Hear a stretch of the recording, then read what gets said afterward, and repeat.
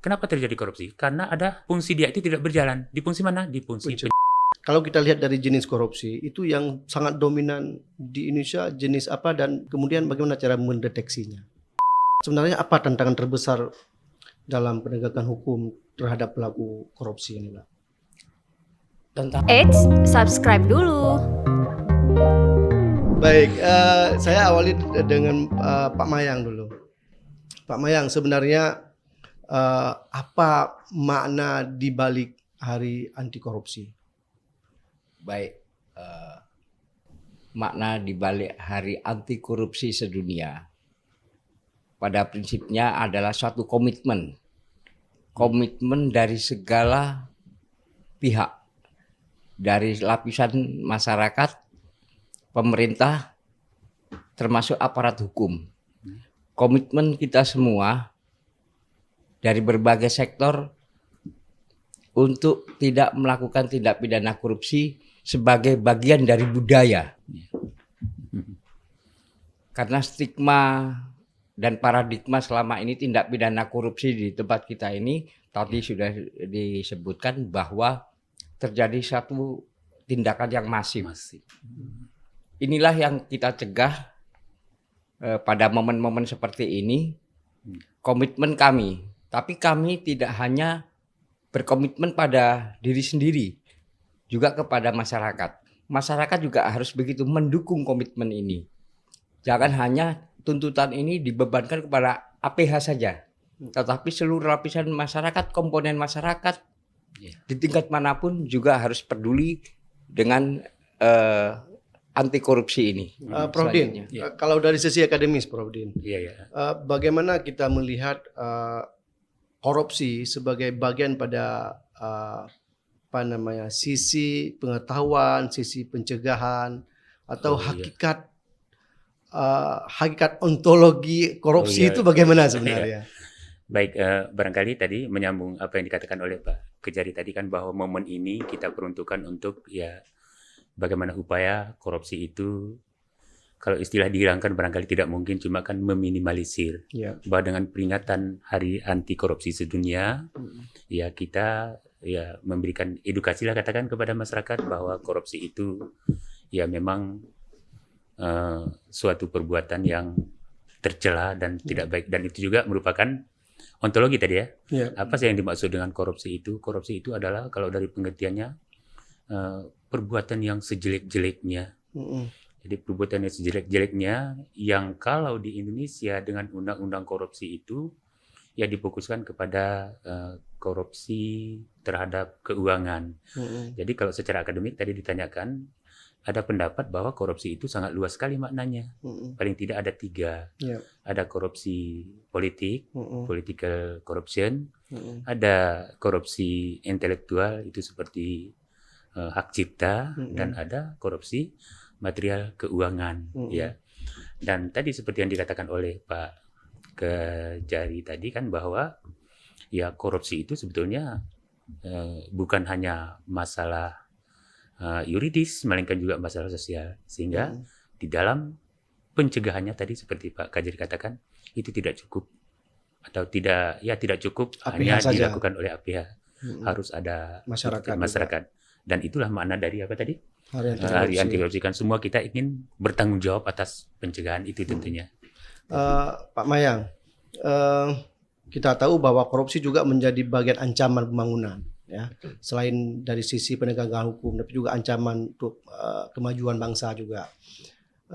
Seperti Prof disampaikan, perlu juga pelibatan masyarakat. Kira-kira Pak Mayang, apa yang mesti masyarakat lakukan supaya korupsi ini betul-betul hilang dari negara kita misalnya?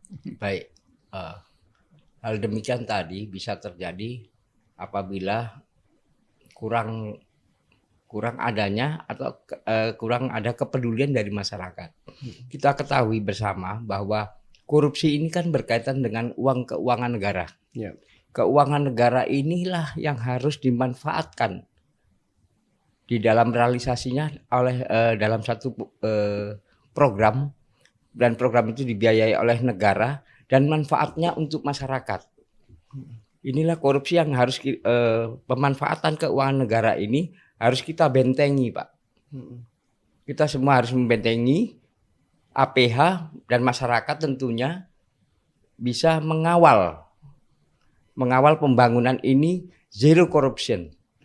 Paling tidak seperti itu. Nah, ini bisa terjadi atau bisa dilaksanakan bila semua bersinergi. Ya. Ada sinergi.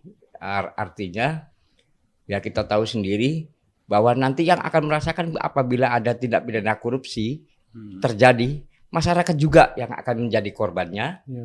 Masyarakat juga yang tidak mendapat manfaat dari pembangunan itu sendiri. Betul. Itu. Kemudian kalau dari segi penindakan kan sudah jelas Pak ya bahwa siapa yang melakukan korupsi akan ditindak.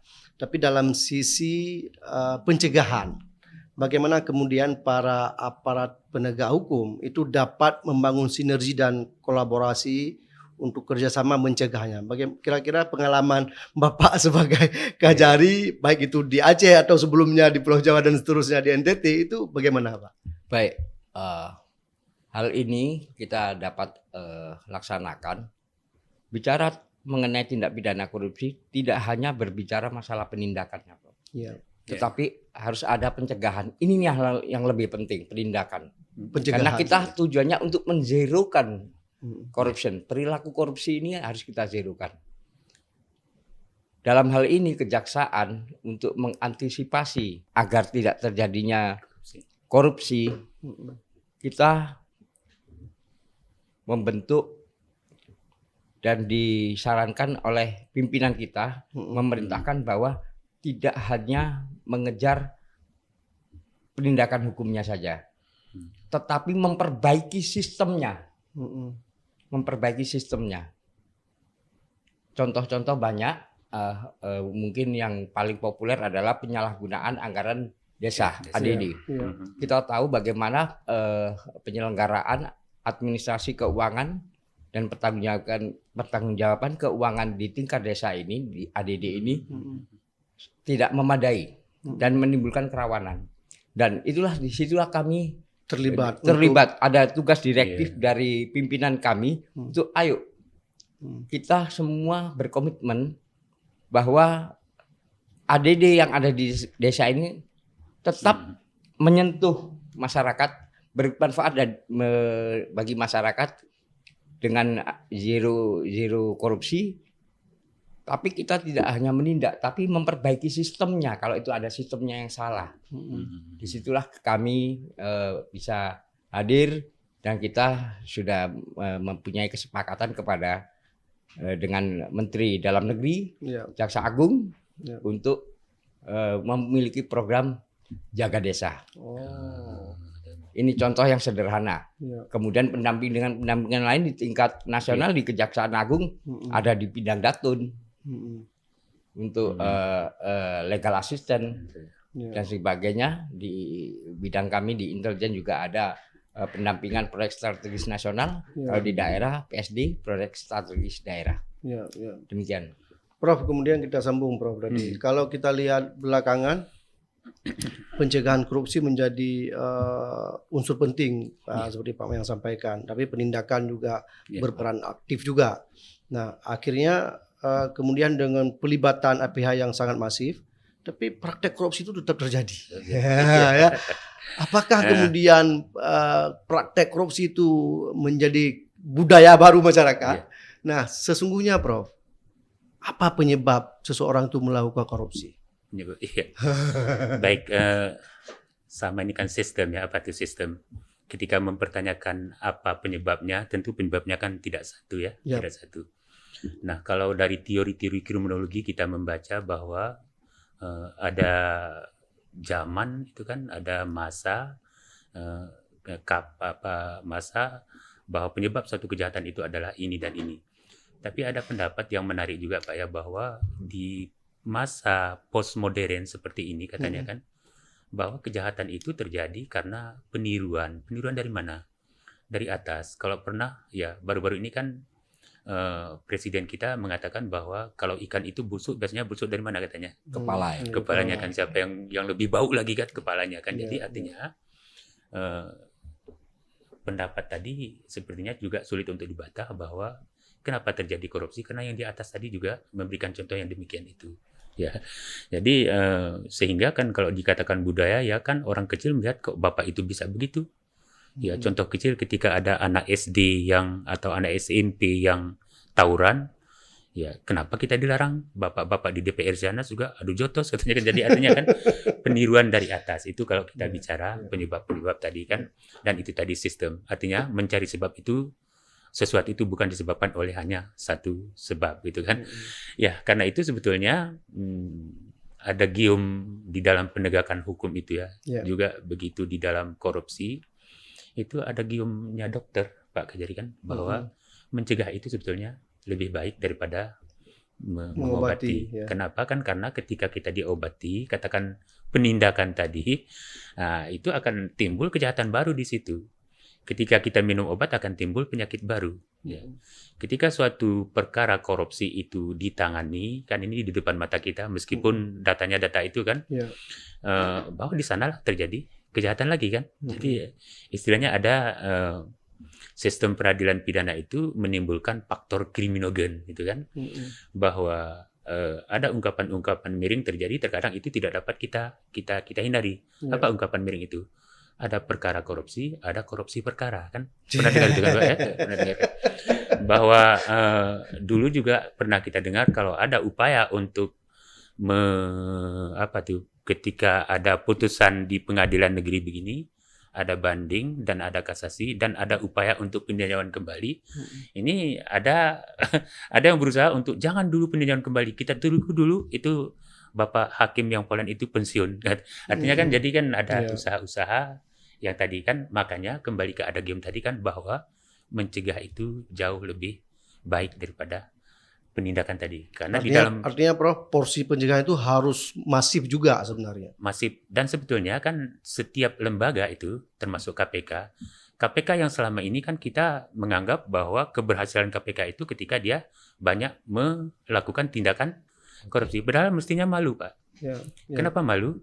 Kenapa terjadi korupsi? Karena ada fungsi dia itu tidak berjalan. Di fungsi mana? Di fungsi pencegahan. Begitu juga kejaksaan. Di kejaksaan begitu juga.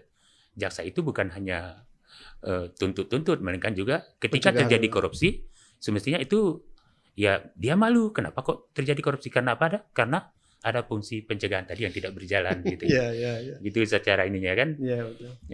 Ya itulah, sehingga kan kalau korupsi tadi terjadi kan biasanya PH itu kena ketika penindakan itu kan. Penindakan itu kan terjadilah kejahatan-kejahatan baru di situ. Gitu. Kemudian Pak Mayang, kalau kita lihat dari jenis korupsi itu yang sangat dominan di Indonesia jenis apa, dan kemudian bagaimana cara mendeteksinya? Baik, korupsi yang selama ini kita kenal kalau di tingkat daerah ini adalah paling banyak adalah pengadaan barang dan jasa. Tetapi di tingkat nasional kita ketahui bahwa Kejaksaan Agung Republik Indonesia, dalam hal ini Bapak Jampitsus, dengan disupport langsung oleh Bapak Jaksa Agung, menangani perkara-perkara besar yang kami anggap itu bukan perkara yang konvensional. Ya. Apa misalnya? Misalnya investasi, perizinan, izin kebun, izin tambang, ini yang lagi marak di tingkat nasional. Pertama ketika akhir tahun 2019 ketika menangani asuransi Jiwasraya. Ini adalah ilmu yang baru bagi kita. Bahwa kita tidak hanya konvensional pengadaan barang dan jasa, tetapi investasi yang dilakukan oleh satu lembaga di naungan pemerintah, dalam hal ini PT Asuransi Jiwasraya, BUMN. Inilah yang akhirnya ketemu pola dan strukturnya. Kemudian permasalahan-permasalahan perizinan tambang, perizinan perkebunan, hal-hal seperti itu. Sampai terakhir ini kan timah tambang. Inilah perkembangan tindak pidana korupsi yang ada sekarang ini, tidak hanya menyentuh level bawah, tetapi level atas. Inilah Pak. Makanya komitmen Bapak Jaksa Agung jangan hanya menindak, tetapi kita bisa berperan di situ sebagai preventif pencegahan, ayo kita ikut bersama-sama merumuskan sistemnya. Sistemnya salah atau tidak ini loh. Agar tidak ada lagi seperti profesor tadi mengatakan, ini nantinya akan menjadi budaya dan budaya ini akan terus-menerus tanpa ada regulasi yang dirubah lagi ya, seperti begitu. Itulah kira-kira seperti itu perkembangan dan tren tindak pidana korupsi di Indonesia saat ini. Dan cara mendeteksi sudah juga model-model baru juga sekarang. Untuk mendeteksinya sekarang ini ya kita masih menggunakan konvensional ya, temuan BPK, audit BPKP, audit internal, itu lembaga-lembaga audit negara ini yang kemudian menjadi yang mungkin tidak bisa terselesaikan dan tidak bisa ditindaklanjuti, yang pada akhirnya diserahkan kepada APH. Dalam hal ini kami seperti itu. Prof, kemudian terutama Prof ini dari kampus. Bagaimana sebenarnya peran kampus, peran lembaga pendidikan mulai dari PAUD, SD dan seterusnya hingga perguruan tinggi itu dalam anti korupsi, dalam pencegahan korupsi. Bagaimana, Prof? Dari pencegahannya, ya. Pertama tadi melanjutkan apa yang dikatakan oleh Pak Kejari tadi kan, bahwa inti utamanya adalah bahwa korupsi itu sebetulnya lebih dikedepankan di pencegahannya tadi ya Pak Kejari ya. Ya karena pencegahan barangkali ini terkait dengan pertanyaan Pak Muhlis tadi kan, kalau kita bicara pendidikan kan, ya tentu sejak dini kan, sejak dini itu kepada anak-anak itu harus diberikan pendidikan itu. Ada hal sederhana yang diberikan umpamanya kan, ketika anak umpamanya ini kita bicara idealnya nih Pak ya. Kita bicara ideal nih kan. Ketika anak umpamanya kita suruh beli apa ke kios umpamanya kan, ya kita harus minta kembali berapa habis, dan itu akan menjadi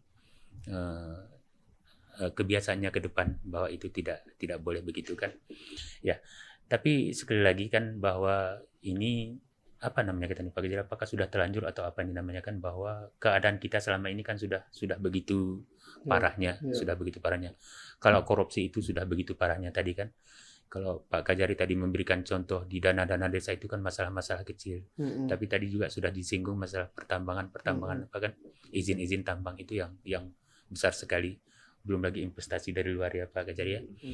Jadi kalau dari segi pendidikan tadi itulah bahwa pendidikan korupsi tadi, dan itu ada juga di program KPK ya Pak ya. Ada di program ada pendidikan anti korupsi.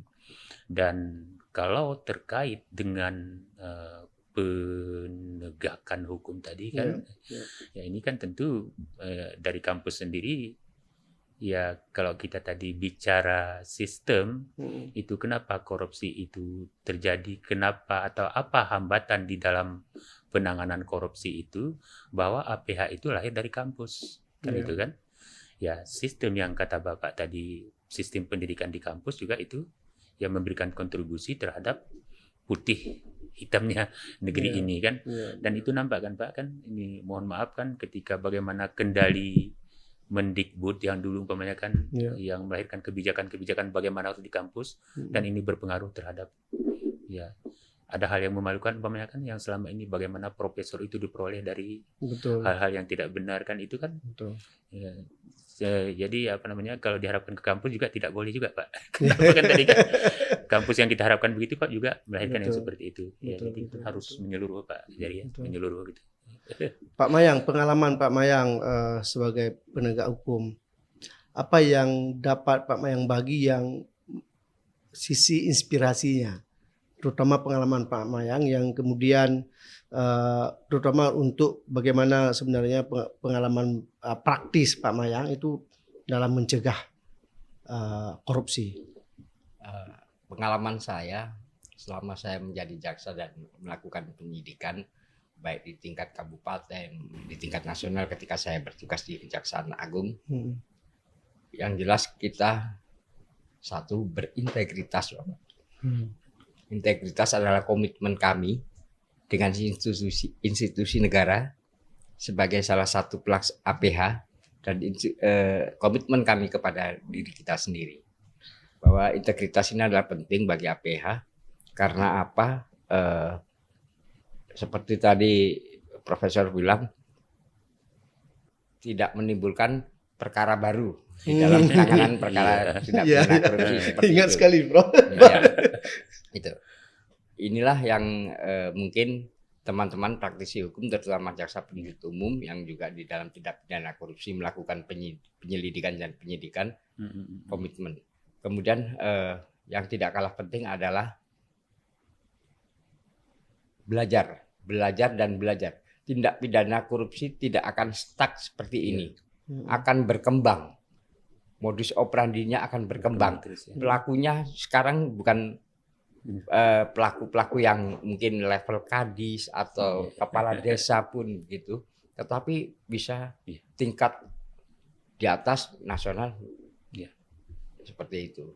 Pengalaman saya yang paling saya ingat dan saya bisa jadikan mungkin sharing pengalaman ketika saya di Kejaksaan Agung menangani perkara impor tekstil dari Cina melalui Pelabuhan Batan, yang saat itu kami menerapkan bukan kerugian keuangan negara, tetapi kerugian perekonomian negara.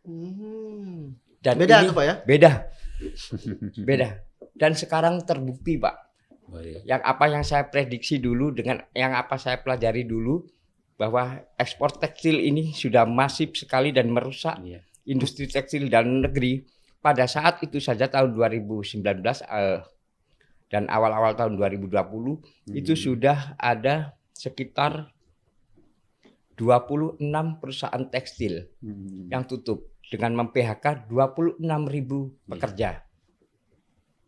Dan sekarang bertambah, Pak, dengan banyaknya impor tekstil. Nggak tahu regulasinya bagaimana di tingkat nasional, sehingga arus ekspor tekstil ini juga mempengaruhi Perekonomian perekonomian. Perlu diketahui, Pak, kenapa kami menerapkan perekonomian negara?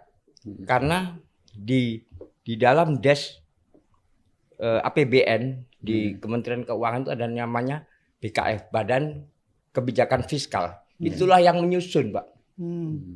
Menyusun rencana pendapatan dan pengeluaran.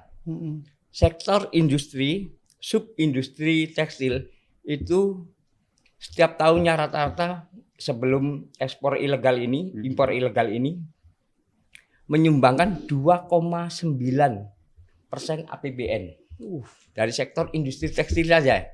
Submanufaktur, Pak, manufaktur banyak, otomotif ada ya. Ini salah satunya, subnya ini adalah industri tekstil dan turunannya.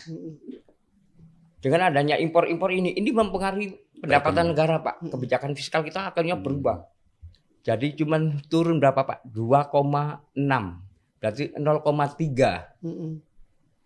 Tingkat keturunan. Tapi dampaknya, Pak, sampai sekarang, bayangkan perusahaan-perusahaan besar yang dulu sudah hampir kolaps, sekarang tambah kolaps, seperti perusahaan-perusahaan tekstil yang terkenal belakangan ada Sritek. Inilah, Pak. Ini kan menjadi apa ya?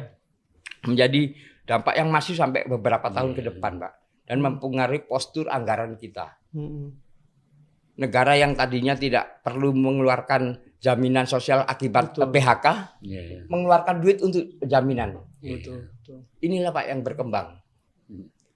Ini korupsi, Pak. Ini korupsi yang masif, betul-betul merusak tatanan pembangunan ini masyarakat. Gitu. Bayangkan kalau 26.000 pekerja sektor manufaktur industri tekstil ini harus dijamin JKS-nya selama beberapa bulan oleh pemerintah. Pak Mayang, sebenarnya apa tantangan terbesar dalam penegakan hukum terhadap pelaku korupsi ini, Pak? Tantangan terbesar sebenarnya tidak ada, Pak, ya, karena kita sebagai praktisi hukum di sini, kita sebagai APH, kita sudah dibatasi rule. Ada SOP, ada aturan yang jelas, undang-undang material formilnya sudah ada. Sebenarnya tidak ada, Pak. Yang membuat kita berat menangani tindak pidana kita, itulah kemauan, Pak. Kemauan kita ini ada enggak? Gitu. Dan kemauan ini jangan dipaksa yang akhirnya menjadikan orang seperti dikriminalisir. Iya. Jangan, harus benar-benar objektif, tidak subjektif. Ini Pak. Penting ya. Iya. Kalau subjektif pasti akan berat menangani satu perkara.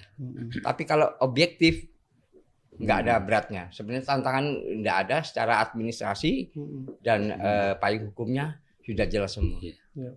Prof, kemudian ini kan Prof dunia sudah berkembang, teknologi juga nggak bisa kita hindari ya. Apakah kemudian teknologi itu dapat mempermudah kerja-kerja aparat penegak hukum? Ya, tentu kan bicara teknologi ya seperti asas yang umum bahwa kehadiran teknologi itu bisa dianggap untuk menjadikan lebih baik dan juga bisa menjadi lebih negatif gitu kan. Ya, idealnya kan ketika ada umpamanya katakan CCTV sekarang kan umpamanya ketika ada tadi deteksi umpamanya ketika bagaimana kita ingin melakukan KPK umpamanya OTT umpamanya kan itu kan berkat teknologi juga sebetulnya kan. Jadi kalau pertanyaannya bagaimana teknologi itu tergantung kepada kita penggunanya. Saya menarik tadi itu Pak Muhlis kan apa yang ditanyakan oleh Pak Muhlis tentang apa tantangan terbesar ya di dalam penegakan itu kan. Itu tantangannya adalah di perilaku korupnya. Jadi kan tantangan di dalam menangani perkara korupsi tadi adalah di perilaku korupnya. Saya tertarik dengan apa ungkapan ada seorang guru besar di Indonesia yang mengatakan bahwa kalau terjadi suatu perkara korupsi tadi Pak, ya si tersangka kan mencari lawyer.